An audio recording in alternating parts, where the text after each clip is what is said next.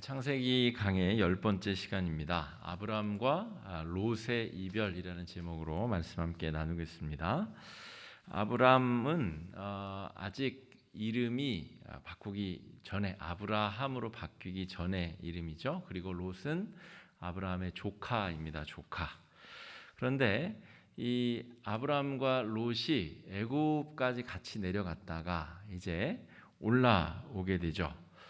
올라와서 벌어진 일에 대한 이야기입니다. 오늘 말씀 시작하기 전에 창세기부터 우리 계시록까지가 성도님들 전체적으로 한 주제로, 한 눈으로 쏙 마음속에 있어야 됩니다. 이것을 구원사라고 부릅니다.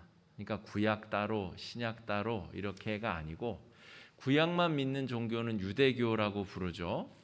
또 구약 신약 더하기 외경이라고 하는 여러 성경을 천주교에서는 또 채택하고 있습니다. 그런데 우리는 신뢰성이 확보되지 않은 외경 이런 건 빼고 구약 성경, 신약 성경 전체를 한 주제로 딱 엮어서 이것을 우리 구원론, 어떻게 하나님께서 세상을 창조하셨고 타락한 인간을 구원하셨는가, 그 모든 과정을 전체 주제로 우리가 꿰고 있어야 되는데, 그 중요한 이야기들이 창세기에 많이 들어가 있습니다. 하나님께서 11장까지, 창세기 11장까지 인간이 스스로 노력으로 죄에서 자유할 수 없음에 대해서 여러 사건, 물 심판, 또 바벨탑 사건, 여러 가지 사건들로 보여주셨습니다. 그래서 하나님께서 이제 하나님과 함께 이루어 나갈 구원의 동반자로 아브라함을 이제 선택하시게 되시는 거죠. 그리고 그 아브라함은 믿음으로 순종하여 그 믿음의 길을 걷게 됩니다. 그러므로 예수 그리스도를 믿는다라고 하는 것이 신약에서 갑자기 등장한 개념이 아니라 구약에서부터 우리의 죄의 문제를 없앨 수 있는 유일한 길은 우리의 의지나 노력이나 힘이 아니고 오직 전능하신 하나님을 믿는 마음, 하나님의 언약을 신뢰하는 태도, 그 믿음이 구원의 전제 조건이다. 이것이 창세기부터 저 요한계시록까지 쭉 관통되는 중요한 주제다라고 할 수가 있겠습니다. 오늘 그리고 13장의 내용도 그 믿음의 관점에서 봐야 정확하게 이해를 할 수가 있고요. 믿음의 길을 우리가 잘 걸어가야 되는데 그동안 여러 가지 이유로 믿음의 길에서 방황하고 흔들리고 또 떠나 있었던 우리들이 창세기 말씀 묵상하며 다시금 믿음을 새롭게 하고, 특별히 이 코로나 와중에 사실은 믿음의 길에서 방황하고 떨어져 나간 사람들이 꽤 많습니다. 우리 자녀들 세대, 또 우리 약간 신앙이 조금 연약하셨던 분들, 교회를 아주 당당하게 안 나와도 되는 그런 시기이기 때문에 집에서 조금 더 편리한 방법으로 예배드릴 수 있는 그런 가능성이 열려있는 시대이기 때문에 이때가 우리가 신앙이 많이 흔들리기가 좋은 때인데, 창세기 말씀 우리 강해로 살펴보면서 우리 신앙도 좀 살펴보고 또 우리 주변에 신앙이 좀 연약해진 분들 위해서 같이 기도하고 마음을 쏟을 수 있는 시간 되면 좋겠습니다. 오늘 내용의 줄거리는 이렇게 됩니다. 아브람과 롯, 이 두 가정, 한 가문인데 이 조카니까 이 두 가정이 같이 애굽으로 내려가게 되죠. 왜 애굽으로 내려갔다 그랬죠? 하나님이 약속으로 불러주셨는데 믿음으로 순종했는데 가뭄이 임했다. 가나안 땅에. 그것도 보통 가뭄이 아니라 큰 가뭄이 임했다 그랬죠. 그래서 애굽에 내려가서 아브라함이 실수를 저질렀다 그랬죠. 약속의 자녀를 낳아야 될 거룩한 그릇, 우리 아내 사라를 여동생이라고 속여서 하마터면 이 애굽 왕 바로의 아내로 뺏겨버릴 뻔했던 위기를 겪게 됩니다. 하나님께서 아마도 바로에게 질병을 허락하셨던 것 같고, 하나님께서 그 잘못의 책임을 아브라함에게 묻지 않으시고 애굽 왕 이 바로에게 책임을 물으십니다. 여기도 중요한 어떤 의미가 담겨 있습니다. 하나님의 약속을 믿고 의지하고 나아가기로 결심한 자도 실수하고 넘어질 수 있다는 것, 그리고 그 책임을 누군가 다른 이가 감당하고 있다는 것. 그래서 결국에 아브라함과 롯이 최초의 부를, 이 자본금을 얻게 된 곳이 바로 애굽 땅입니다. 애굽에 내려가서 많은 재물을 보상금으로 얻게 됩니다. 출애굽할 때와 비슷한 일이 벌어진 것이죠. 출애굽할 때도 애굽 사람들이 많은 재물을 보태주잖아요. 그래서 지금 아브라함과 롯이 애굽에서 탈출하여서 다시 가나안 땅으로 올라왔습니다. 오늘 13장 우리가 읽지는 않았는데 3절 말씀 한번 보실까요? 3절 말씀. 뭐 볼펜이나 뭐 있으시면 거기다가 줄 치라는데 한번 줄 쳐 보십시오. 시작. 그가 네게부에서부터 길을 떠나 베델에 이르며 베델과 아이 사이 곧 전에 장막 쳤던 곳에 이르니라고 기록되어 있습니다.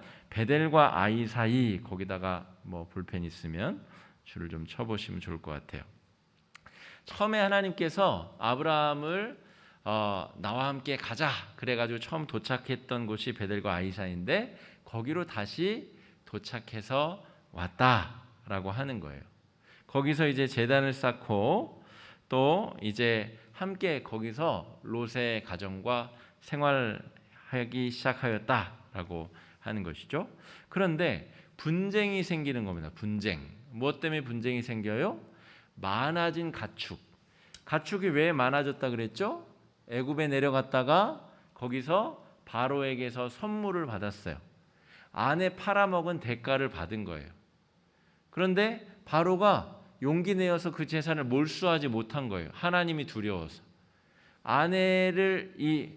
아브라함의 아내 사레를 아내로 맞아들이려고 지참금을 많이 줬는데 아내도 뺏기고 돈도 뺏기고 바로는 다 뺏긴 거예요. 그리고 아브라함과 롯이 가나안 땅으로 다시 돌아온 거예요. 근데 재물이 많아졌어요. 재물이 많아지자 이 가축들이 서로 풀을 찾아서 먹어야 되는데 그냥 금은 보화가 많으면 상관이 없는데 이 가축들이 많으니까 이 아브라함의 목자들, 롯의 목자들 서로 이 가축들을 먹이기 위해서 점점 더 먼 곳으로 이동해야 되는 거예요. 먼 곳으로 가서 와서. 그러다 이 하인들이 조금이라도 덜 멀리 가려고 서로 싸운 거죠. 서로 더 좋은 목초지를 차지하기 위해서 서로 다투고 싸우게 되었다. 그래서 더 이상 함께 머무를 수 없는 상황이 되어버렸다 하는 거예요. 하나님이 축복을 주셨어요. 아브라함의 실수와 죄악에 대해서 심판 대신에 물질적 축복을 주셨다는 것이죠. 그런데 그 축복이 오히려 갈등의 싹이 되고 분쟁의 이유가 되어버린 상태가 되어버렸다는 것이죠. 여러분, 분쟁이 일어난 이유, 하나님께서 물질을 주신 것, 하나님이 잘못하신 걸까요? 아닐까요? 잘못은 처음에 누가 했죠? 아브라함이 잘못했죠. 하나님은 잘 마무리 짓고 축복으로 보답해 주셨죠. 실수하지 말고 그 언약을 생명줄처럼 잘 붙들어라. 하나님께서 아브라함이 그렇게 축복으로 다시 갚아주신 거죠. 그러니까 지금 이 하인들 사이에 분쟁이 있다고 해서 하나님을 원망하면 돼요, 안 돼요? 그럴 수 있는 상황이 아닙니다. 그런데 롯의 입장에서 볼 때는 아브라함 인생에 지금 얹혀져서 여기까지 지금 뭐 따라 여기까지 온 인생이에요. 하나님이 롯에게 특별하게 내가 너와 함께 할 일이 있다 이렇게 말씀하지 않으셨어요. 그냥 롯은 아브라함 곁에서 이리 갔다 저리 갔다 하면서 재산도 많아지고 여기까지 오게 된 것이죠. 근데 이제 많아진 재산 때문에 갈등이 생기고 이제 헤어져야지 않으면 서로 같이 존재할 수 없는 상황이 되어버렸다는 것이죠.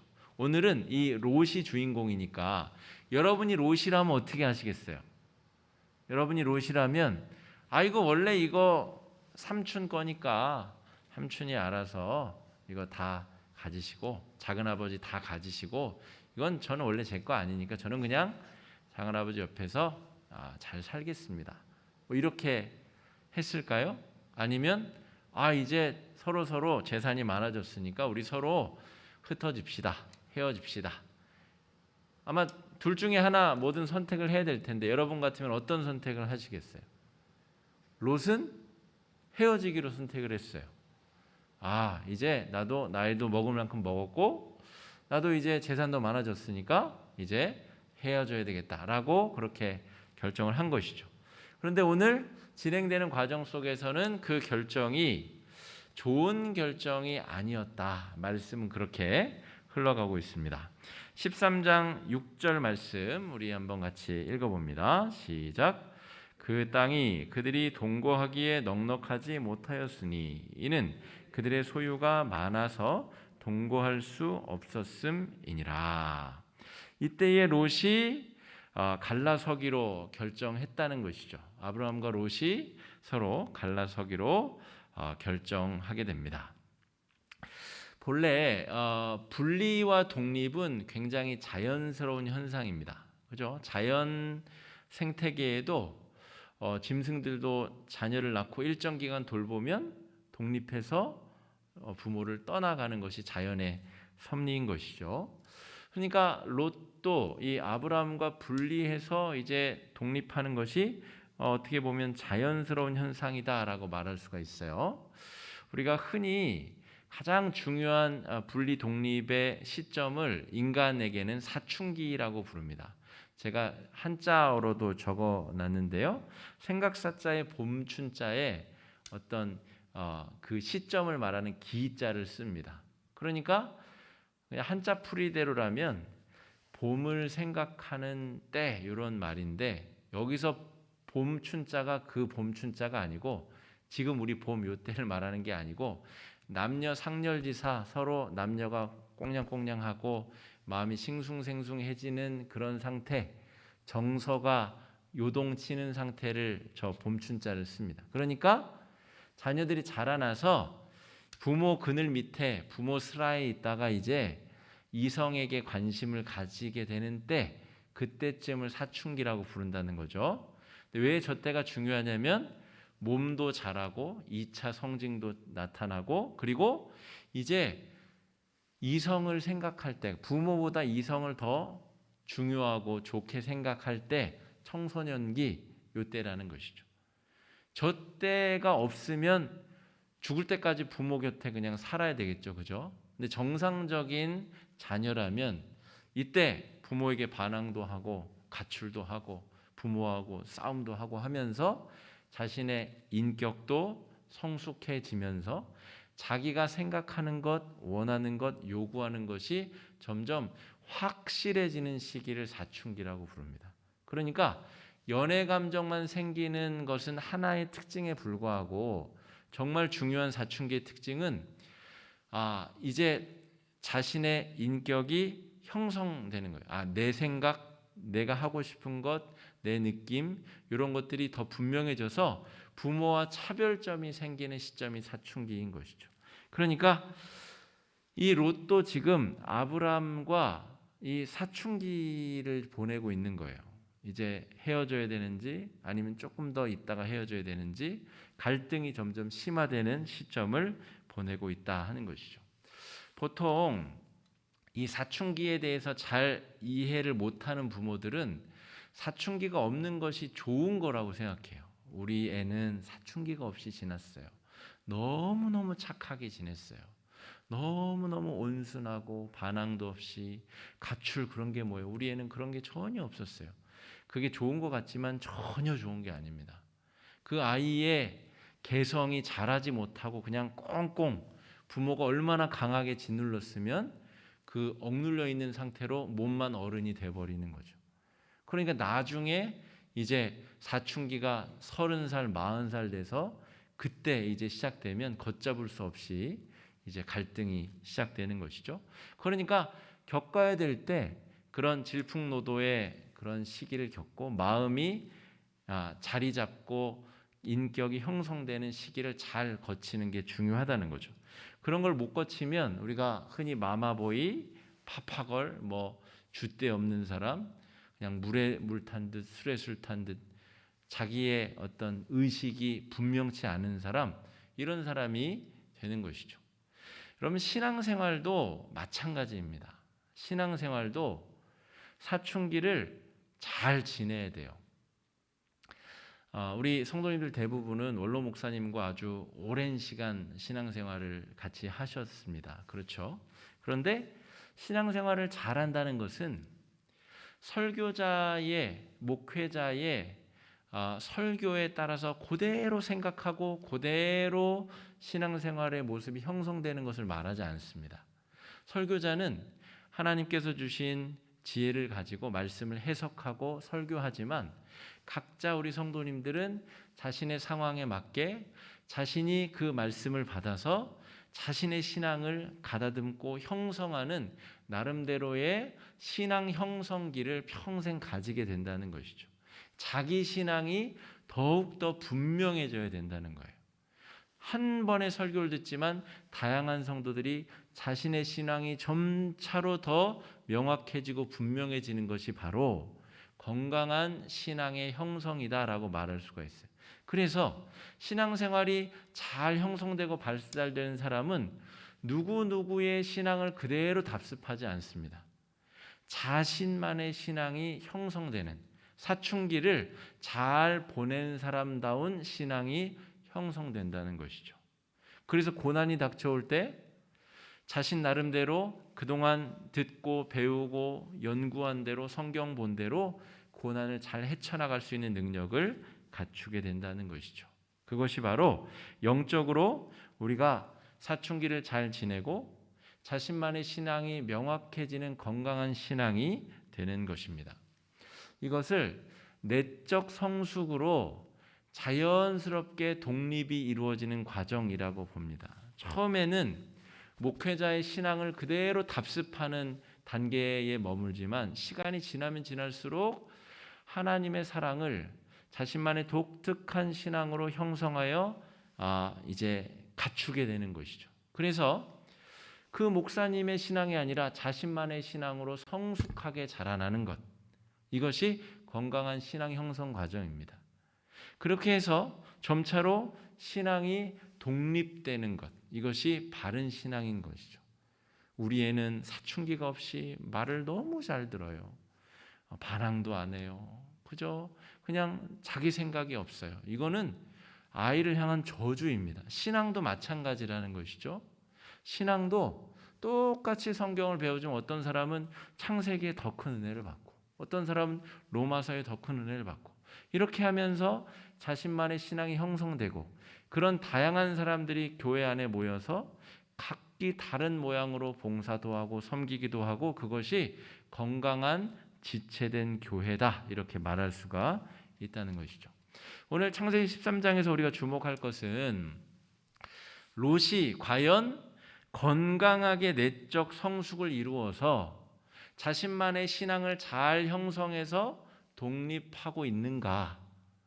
결론적으로 말하면 그렇지 못하다는 거예요.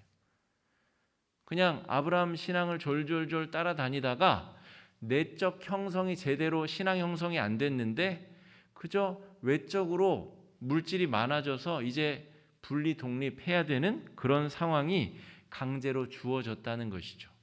외적 변화에 의해서 부자연스럽게 그냥 떨어져 나가게 버린 상태. 그 결과가 창세기 19장에 가면 아주 참혹한 결과로 나타나게 됩니다. 그러니까 신앙 형성이 어려서부터 점진적으로 아주 잘 형성이 되다가 때로는 갈등도 겪고 마찰도 일어나고 여러 가지 사춘기적인 현상도 있지만 결국에는 하나님이 주신 그 언약을 붙잡고 자신만의 믿음의 길을 걸어가는 것이 좋은데 이 롯은 지금 그게 제대로 안 됐는데 그냥 물질이 많아져서 아브라함과 떨어져 나오게 되자 그 갖고 있던 신앙을 다 팔아먹게 되는 이 누가복음 15장의 탕자와 같은 그런 현상이 롯에게 벌어지게 된다 하는 겁니다. 10절 말씀 저 여러분 한번 같이 읽어보겠습니다. 시작. 이에 롯이 눈을 들어 요단 지역을 바라본즉 소알까지 온 땅에 물이 넉넉하니 여호와께서 소돔과 고모라를 멸하시기 전이었으므로 여호와의 동산 같고 애굽 땅과 같았더라. 이제 갈라서자라고 이제 둘이 합의를 봤는데 롯이 보니까 저 요단강 인근 저 아래쪽으로 남쪽으로 사해바다 인근까지 너무너무 좋은 거예요. 살기가 너무 좋은 거예요. 평지도 있고 강이 흐르고 평야가 있고 얼마나 보기 좋았겠어요. 그래서 자기가 그쪽으로 가기로 선택을 했다 하는 거예요. 그런데 하나님이 처음에 창세기 12장에서 아브라함을 선택하시고 나서 가나안 땅으로 내가 너를 지시할 땅으로 가라라고 이야기할 때 하나님이 그냥 잘 먹고 잘 살게 해주려고 아브라함을 부르신 게 아니잖아요. 그죠? 하나님께서 아브라함을 통해서 하시고자 하는 일이 있었어요. 그거는 하나님의 민족, 하나님을 경외하는 민족을 만드는 것이었어요. 그죠?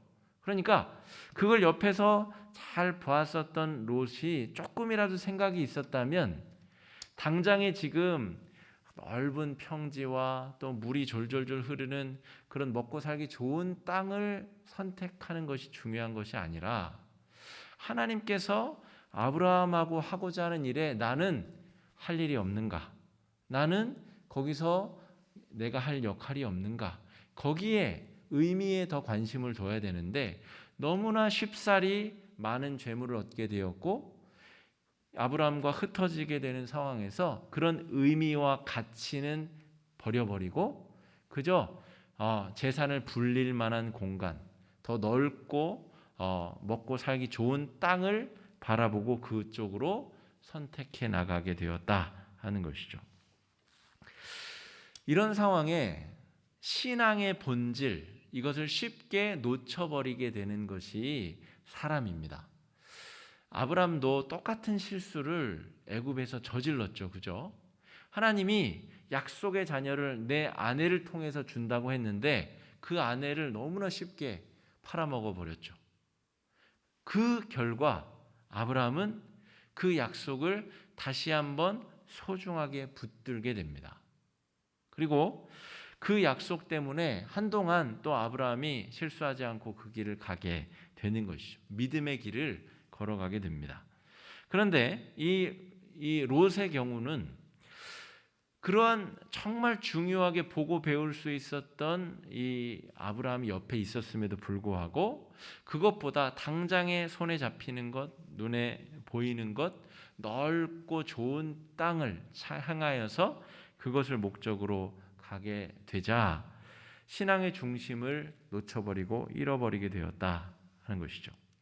하나님 중심의 언약을 붙들어야 되는데 환경과 보상과 여러 가지 눈에 보이는 물질적인 것을 선택하게 되었고 그 결과 창세기 19장에서 그 결말이 아주 처참하게 이루어지게 된다는 것이죠.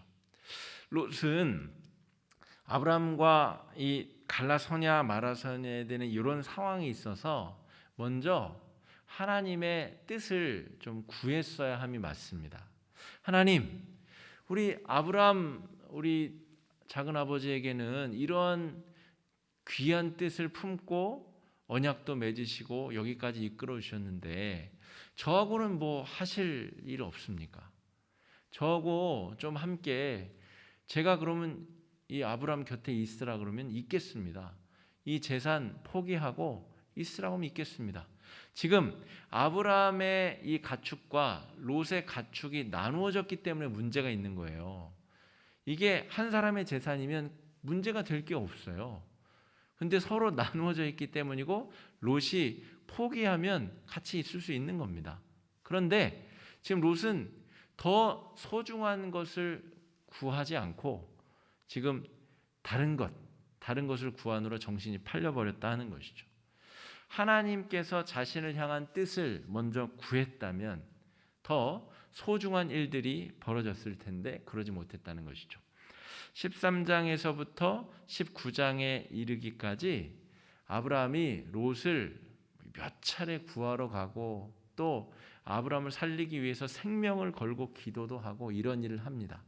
사실은 롯이라는 조연이 있기 때문에 하나님의 사랑이 아브라함을 통하여서 우리에게까지 전해지는 계기가 되죠. 그러나 롯 개인의 인생으로 볼 때는 뭔가 정말 소중한 것을 놓쳐버리는 인생이다라고 말할 수 있어요. 코로나19를 지나면서 우리도 롯과 같은 그런 기로에 서 있는 성도들입니다. 우리는 사실 지금 한국 땅에 복음이 전래된 이후로 지금과 같은 위기를 경험해 본 선배들이 없어요. 교회를 강제로 못 나오게 된다거나 무슨 일제시대도 아닌데 뭐 한국 전쟁이 벌어진 것도 아닌데 교회를 못 나오고 신앙생활을 내 마음대로 못하고 예배를 내 마음대로 드리지 못하는 그런 상황, 한 번도 우리 선배들이 접해보지 못한 상황인 것이죠. 롯도 지금 상황이 자연스럽게 지금 아브라함과 분리해야 되는 그런 상황에서 보다 본질적인 것을 붙잡을 것이냐 아니면 손에 붙잡히는 이익과 즐거움과 나의 만족을 선택할 것이냐. 거기서 롯은 두 번째를 선택한 것입니다. 그리고 나서 그 결과가 안 좋은 방향으로 지금 흘러가게 된다 하는 것이죠. 19장 9절 우리 롯이 정주하게 된 소돔과 고모라 땅에서 벌어지게 될 일 19장 9절 말씀을 저와 여러분 한번 같이 읽어보겠습니다. 시작. 그들이 이르되 너는 물러나라. 또 이르되 이 자가 들어와서 거류하면서 우리의 법관이 되려 하는도다. 이제 우리가 그들보다 너를 더 해하라고 하고 롯을 밀치며 가까이 가서 그 문을 부수려고 하는지라. 나중에 19장 우리 살펴볼 때 묘사하겠지만 롯의 집을 방문한 하나님의 천사들을 향하여서 이제 막 못된 짓을 하려고 동네 사람들이 몰려들었다 하는 이야기입니다. 그러면서 롯을 이제 해하려고 하고 이제 그런 일이 벌어졌다 하는 것이죠.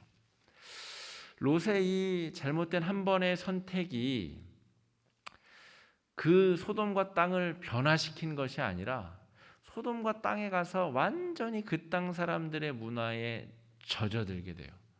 적어도 롯은 그 신앙을 유지했다라고 볼 수 있지만 그 아내는 돌기둥이 되고 또 그 두 딸은 이방 문화에 완전히 젖어서 아버지의 아이들을 낳게 되는 그런 아주 처참한 결말로 롯의 가문의 일가가 이제 문화가 이어지게 된다는 것이죠.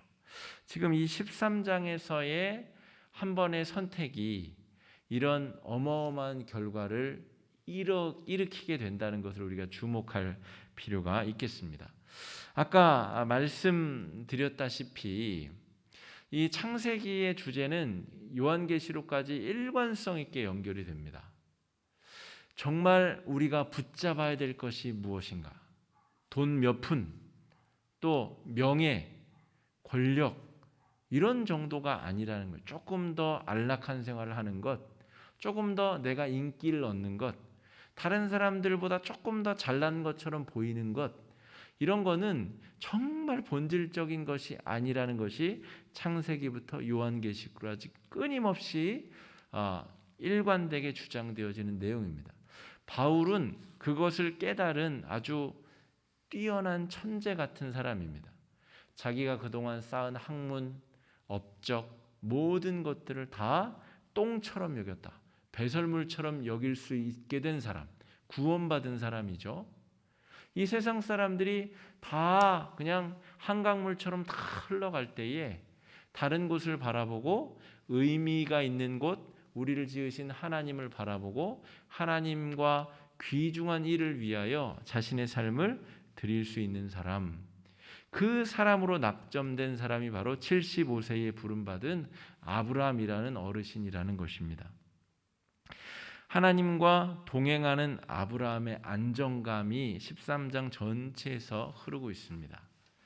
자신의 가축, 이 롯이 얻게 된 재물과 가축, 아브라함이 롯에게 준 것이죠. 그러면 하인들 사이에 다툼이 벌어지면 기분 나쁠 수도 있고 다 뺏어버릴 수도 있는데 그렇게 하지도 않아요. 그리고 서로 갈라서기로 하면서도 이 괘씸한 놈이 하고 그렇게 하지도 않습니다. 나중에 롯이 위험에 처하자 당장 군대를 일으켜서 롯을 구하러 간다는 것이죠. 그러니까 사랑하고 아끼는 마음으로 어쩔 수 없이 헤어지면서도 아브라함 가운데는 이 흔들리지 못하는 안정감이 지배하고 있습니다. 13장 9절 말씀, 아주 우리가 잘 아는 대표적인 안정감을 드러내는 그런 표현이죠. 한번 읽어보겠습니다. 시작. 내 앞에 온 땅이 있지 아니하냐. 나를 떠나가라. 내가 좌하면 나는 우하고 내가 우하면 나는 좌하리라. 야, 이거 진짜 큰 사람이죠. 큰 사람. 원래 이런 사람이 아니에요. 애굽에서 지금 사건을 겪었잖아요. 자신의 실수를 하나님이 다 덮어주셨어요. 그리고 자기가 저주를 받아야 되는데 오히려 하나님이 많은 재산도 주시고 원래는 혼나야 되는데 신뢰함을 받았어요. 그러자 이 사람이 마음이 더 깊어지고 넓어진 것 같아요. 그 근거는 뭐죠? 나를 약속으로 초대하신 하나님에 대한 믿음. 그러니까 애굽에 가서도 그 일을 겪고도 내가 살아남았는데 축복을 받았는데 야, 여기서 이까지 내가 이쪽으로 간다고 한들 저쪽으로 간다고 한들 그게 무슨 의미가 있는지를 이제 깨닫게 된 거죠. 아브라함은 깨달았는데 롯은 못 깨달았어요. 그 차이가 있는 겁니다. 그러니까 롯에게 야, 네가 좌하면 나는 우할게, 네가 우하면 난 좌할게 라고 이야기를 하게 되는 것이죠. 그러니까 신앙이 더 성숙하고 더 아름답게 형성된다는 것은 하나님에 대한 신뢰로 안정감이 확실해지는 것을 신앙이 더 형성된다 이렇게 말할 수가 있겠습니다. 14절 이하로 18절까지 롯이 떠난 다음에 하나님께서 다시 아브라함에게 언약을 확인해 주세요. 지금 이 롯이 선택한 땅 있잖아요. 그거 롯의 소유인 것 같지만 하나님 얘기는 그게 아니라는 겁니다. 야, 동서남북 다 네 거다. 다 너의 자손들이 머물게 될 땅이다. 지금 아주 좁은 시각으로 롯이 좋아 보이는 땅을 선택했지만 하나님을 선택하지 않고 그 땅과 가능성을 선택했지만 그 결과는 창세기 19장의 멸망으로 갈 것이고 너는 하나님을 선택한 너는 롯이 선택한 것을 포함하여 모든 동서남북을 얻게 될 것이다. 그리고 18절에 처음으로 헤브론이라고 하는 단어가 등장합니다. 창세기 처음으로 등장하는 단어입니다. 18절 한번 읽어보겠습니다. 이에 아브라함이 장막을 옮겨 헤브론에 있는 마므레 상수리 수풀에 이르러 거주하며 거기서 여호와를 위하여 제단을 쌓았더라.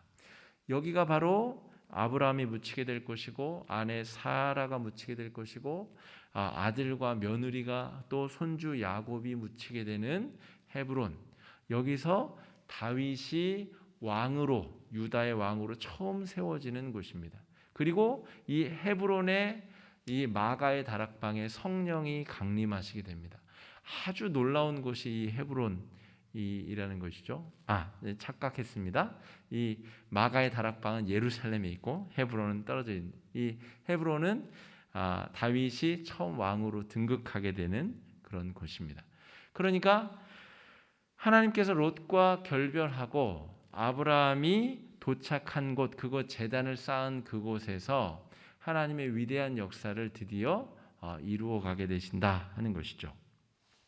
우리가 위기의 상황에 아브라함의 길을 갈 것인가 아니면 롯의 길을 따라갈 것인가 우리에게 중요한 선택지를 주고 계십니다.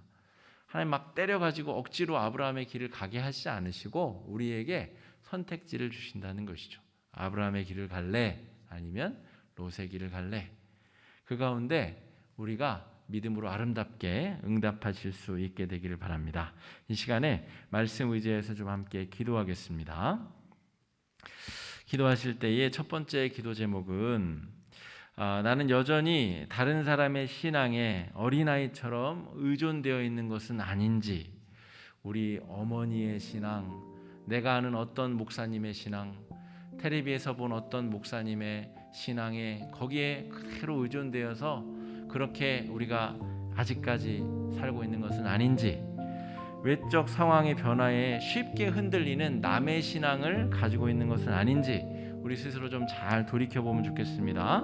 신앙의 성숙을 통해서 건강한 영적 독립을 이룰 수 있도록, 그런 사람들의 모임이 바로 우리 화곡중앙교회가 될 수 있도록 위해서 이 시간에 나도 정말 아름답게 영적 독립을 이루어 롯처럼 실수하지 아니하고 아브라함의 길을 갈 수 있는 그런 성도가 될 수 있게 달로 이 시간에 함께 마음을 합쳐 기도하며 나아가겠습니다. 기도하겠습니다. 사랑의 주님, 은혜를 감사합니다. 우리가 롯의 길이 아니라 아브라함의 길을 따라 걸을 수 있는 은혜를 허락하여 주시옵소서. 하나님 아버지, 우리가 흔들리고 넘어질 때가 있습니다. 코로나19 사태처럼 역경이 찾아오고 위기가 찾아올 때에 우리의 신앙의 길이 위기에 처할 때가 있습니다. 하나님 아버지, 우리를 불쌍히 여겨주시고 긍휼히 여겨주시옵소서. 하나님 아버지, 우리가 영적 사춘기를 잘 지나게 하여 주시옵시고, 그 위기, 그 고비를 하나씩 거칠 때마다 우리의 신앙이 하나님 앞에 더욱더 성숙하고 아름다워질 수 있도록 인도하여 주시옵소서. 남의 신앙에 그냥 빌붙어 사는 인생이 아니라, 그렇게 하다가 위기가 왔을 때 떨어져 나가는 신앙이 아니라, 우리가 역경과 위기를 거치면서 고난을 겪으면서 내 신앙이 더욱더 분명해지고 말씀으로 내가 든든히 서가며 하나님의 능력 위에 말씀 위에 든든히 서는 신앙이 될 수 있도록 주님 아버지 역사하여 주시옵소서. 하나님 아버지, 우리 화곡중앙교회 성도들의 신앙이 그런 신앙이 되게 하여 주시옵소서. 믿음 위에 든든히 서는 신앙, 하나님의 부르심에 믿음으로 응답하는 신앙이 되게 하여 주시옵시고, 그 부르심에 합당하게 또 순종하며 따를 수 있는 결단하는 신앙 되도록 주님 인도하여 주시옵소서. 하나님 아버지, 당장 눈에 보이는 편리함과 물질과 내 것을 주장하느라고 하나님의 약속을 등한히 여기고 그것을 저버린 채 나의 길을 떠나버리는 인생이 아니라, 당장 물질을 손해보고 내가 더 많이 얻을 수 있는 것을 포기할지라도 하나님의 언약을, 하나님의 약속을, 하나님의 나를 향하신 뜻을 구하며 그 길을 향하여 나아갈 수 있는 성숙한 믿음, 성숙한 신앙 될 수 있도록 주님 아버지 인도하여 주시옵시고 역사하여 주시옵소서. 우리의 신앙이 한층 성숙하게 하여 주시옵소서. 하나님께서 나를 향해 꾸고 계신 꿈과 나를 나와 함께 이루고자 하시는 그 하나님의 놀라운 비밀을 발견하게 하여 주시고, 특별히 우리 자녀 세대들이 그런 꿈에 관심을 가지고 그런 꿈을 사모하며 나아가는 성숙하는 신앙들 될 수 있도록 주님 역사하여 주시옵소서. 롯과 같은 뻔한 선택을 하지 아니하게 하여 주시옵시고, 하나님을 믿고 의지하는 마음으로 약속의 길, 믿음의 길, 온전한 길을 따라 걸을 수 있는 주의 백성들, 주의 자녀들 될 수 있도록 주님 역사하여 주시고 인도하여 주시옵시고. 두 번째 기도 제목 함께 나눕니다. 아브라함에게처럼 롯에게도 하나님의 특별한 꿈이 있었을 것입니다. 그리고 우리 한 명 한 명에게도 하나님의 그런 독특하고 특별한 꿈이 있을 것입니다. 그것이 바로 우리의 삶의 자리이고 교회 안에서 우리 재직부서 우리의 섬김의 자리입니다. 남의 떡이 더 커 보이고 남의 부르심이 더 크게 보일 수는 있으나 그것은 절대 내 것이 아닙니다. 나만을 향한 하나님의 뜻을 구하고 발견하는 것, 그것이 인생의 맛이고 인생의 보람이고 인생의 의미입니다. 억만금보다 하나님의 부르심을 발견할 수 있는 자가 복된 자이고 복받은 자입니다.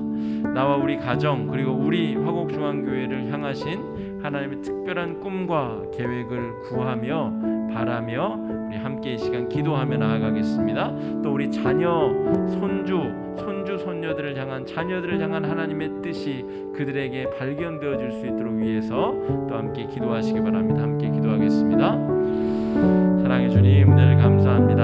아버지 하나님, 롯에게도 하나님께서 꿈꾸고 계신 꿈이 있으셨을 것입니다. 그 꿈을 박차고 떠나버린 롯을 우리가 바라봤습니다. 하나님 아버지, 우리 각자에게 주신 하나님의 놀라운 계획과 뜻을 발견하게 하여 주시옵소서. 우리가 각자 일하는 삶의 자리, 우리가 있는 관계의 자리, 우리가 일하고 있는 섬기는 자리, 교회 안에서의 섬김을 맡은 재직의 자리, 우리가 그 자리에서 하나님의 거룩한 부르심에 응답할 수 있도록 인도하여 주시옵소서. 나를 부르신 하나님의 뜻에 응답하고 반응하게 하여 주시옵소서. 남의 떡이 좋아 보이고 커 보이는 그런 착시 현상으로부터 벗어나게 하여 주시옵시고, 주님, 주께서 나에게만 허락해 주신 그 부르심의 자리에 아버지 아름답게 반응하며 응답하며 믿음으로 순종하는 은혜의 길, 은혜의 역사가 우리 가운데 있게 하여 주시옵소서. 하나님, 그리하여서 우리가 낙심하거나 우리가 무너지지 아니하고 어떠한 상황에서도 우리를 부르신 하나님의 부르심에 이끌려 다시 한번 방향을 설정하고 다시 한번 무릎을 세우고 아버지 그 믿음의 길을 걸어갈 수 있도록 인도해 주시고 역사하여 주시옵소서. 우리의 마음 가운데 삶 가운데 함께하여 주시며 부어주시는 귀한 역사, 그거 놀라우신 아름다움의 역사가 이루어지게 하여 주시고 귀하고 놀라운 아름다운 역사가 이루어질 수 있도록 주님 주장하여 주시옵시고 인도하여 주시옵시고 역사하여 주시옵소서. 세 번째 기도 제목은 우리 코로나19 상황에서 우리 특별히 믿음이 연약한 지체들, 우리 신앙생활에 갈피를 잃어버린 우리 성도들을 위해서 많이 기도해 주시고, 특별히 코로나19가 정부 또 방역 지침의 준수와 또 그 방향에 따라서 조속히 백신도 접종되고 조속히 종식될 수 있도록 위해서 기도해 주시고, 또 여러 어려움을 당하고 있는 선교지와 선교사님들, 또 우리 성도들, 특별히 경제적인 어려움을 느끼고 있는 성도들도 계시고, 육체적인 질병 또 투병 여러 가지 어려움 겪고 있는 성도들, 관계의 어려움, 예배를 드리지 못해서 겪는 영적 어려움 위해서 이 시간에 함께 마음을 합쳐 기도해 주시기 바랍니다. 기도하겠습니다. 사랑의 주님, 은혜를 감사합니다. 코로나19를 맞이하여서 주님, 롯처럼 영적인 방황의 길을 접어든 우리 지체들을 주님 긍휼히 여겨 주시옵소서. 주님, 우리가 다 같이 모여서 격려하고 위로하고 함께 목장 모임을 할 수 없지만 서로를 위해서 기도하며 위로하며 함께 이 어려움을 헤쳐나갈 수 있는 지혜와 능력을 허락하여 주시옵소서. 하나님, 그리하여서 주님, 이 어려운 영적인 시대에 우리가 하나님의 구원과 회복을 바라보게 하여 주시옵소서. 코로나19가 주님 속히 종식되게 하여 주셔서 주님, 하나님의 그 회복의 날이, 구원의 날이, 희년의 날이 속히 선포될 수 있도록 주님 아버지 인도하여 주시옵소서. 우리 서로가 다 같이 노력하여서 주님 백신 접종도 조속히 원만하게 잘 이루어지게 하여 주시옵시고, 자신의 이익을 위하여서 주님 하나님이 하시는 일을 방해하는 모든 자들의 시도를 주님 꺾어 주시옵시고, 주님 하나님께서 행하시고자 하는 놀라운 일을 아버지 이루어 주시옵소서. 하나님 아버지, 코로나19 때문에 경제적인 어려움, 관계적인 어려움, 영적인 어려움, 여러 상황의 어려움 겪고 있는 우리 성도들을 불쌍히 여겨 주시옵소서. 하나님 아버지, 그들에게 회복의 은혜와 치유의 은혜와 주님 다시 온전케 됨의 역사를 허락하여 주시옵소서. 무엇보다 아버지는 영적인 회복이 가장 먼저 급선무로 이루어지게 하여 주시옵소서. 아브라함처럼 흔들리지 아니하는 믿음의 영적 자유를 누리게 하여 주시옵소서. 상대방이 좌를 택하면 내가 우를 하고 그가 우를 택하면 내가 좌를 한다는 이 믿음, 하나님을 믿는 믿음 위에 든든히 서는 믿음을 허락하여 주시옵시고, 하나님의 크신 역사를 이루어갈 수 있도록 주님 주장하여 주시옵시고 인도하여 주시옵소서. 우리는 비록 연약하고 부족하지만 주께서는 능하고 강력하시니 하나님의 믿음의 반석 위에 우리의 믿음이 든든히 세워질 수 있도록 주장하여 주시옵시고 인도하여 주시옵소서. 마지막 기도 제목입니다. 우리 사순절 기간 동안 십자가의 은혜와 사랑을 더 깊이 경험하고 누리는 시간 될 수 있도록 말씀 묵상과 또 기도 생활로 우리의 영적인 삶이 더 아름답게 성숙할 수 있는 귀한 시간 될 수 있도록, 우리 다음 주에 우리 고난 주간이 시작이 되는데 하나님의 크신 은혜를 경험하는 고난 주간 될 수 있도록 위해서 또 함께 기도해 주시기 바랍니다. 기도하겠습니다. 사랑의 주님, 은혜를 감사합니다. 사순절을 지내고 있습니다. 우리의 연약하고 부족한 신앙을 주님 다시금 돌아보게 됩니다. 우리가 은혜를 구하고 하나님 뜻을 구하며 살지 못하고 여러 향락과 또 나의 만족과 나의 욕심을 위하여서 하나님을 이용하려 만들었었던 우리의 연약함을 바라보게 됩니다. 하나님 아버지, 주를 믿는 믿음으로 우리가 든든히 세워지게 하여 주시옵시고 온전하게 세워지게 하여 주시옵시고, 하나님의 귀한 은혜와 은총을 경험할 수 있도록 인도하여 주시기를 원하오니 주님 아버지 함께하여 주시옵시고 인도하여 주시옵소서. 크신 은혜 역사 허락하여 주옵시고 주님 주장하여 주시옵소서. 아버지 하나님, 그리하여서 우리 삶이 하나님 앞에 온전하고 아름답게 세워지는 역사 있게 하여 주시옵소서. 하나님 아버지, 주님 앞에서 우리 신앙이 더욱더 아름답게 세워지고 형성되는 귀한 시간 되게 하여 주시옵소서. 고난 주간을 지내는 동안 주님의 은혜를 우리의 몸과 마음에 새기는 시간 되게 하여 주시옵시고, 주님의 고난으로 우리의 신앙이 더욱더 아름답게 성숙하고 연단되는 귀한 은혜의 역사가 있도록 주님 주장하여 주시옵시고 인도하여 주시옵소서. 은혜 주시면 감사하며 나아가오니 성령으로 충만케 하여 주시옵시고 주장하여 주시옵시고 함께 하여 주시옵소서.